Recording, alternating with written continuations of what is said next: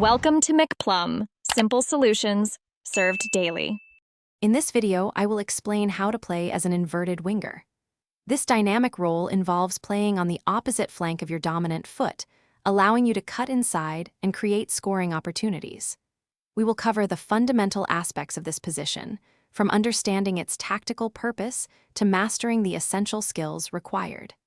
Get ready to transform your attacking game and become a formidable threat from the wing, impacting the game significantly.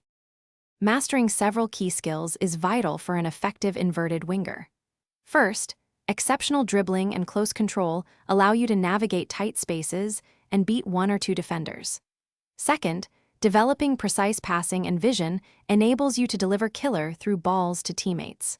Finally, a powerful and accurate shot from outside the penalty area makes you a constant goal threat, forcing defenders to close you down quickly. Tactical movement is paramount for an inverted winger. Your primary objective is to cut inside from the wing, creating angles for shots or incisive passes. You should also look to combine with central midfielders and overlapping fullbacks, forming triangles to break down defenses. When possession is lost, quickly track back to maintain defensive shape, contributing to the team's overall solidity and preventing counterattacks. Consistent training is key to excelling as an inverted winger.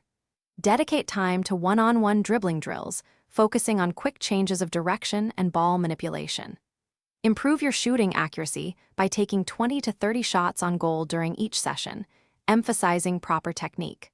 Participate in small-sided games to enhance your tactical awareness, decision-making, and understanding of team movements in various scenarios. Thanks for watching. Stay juicy and subscribe.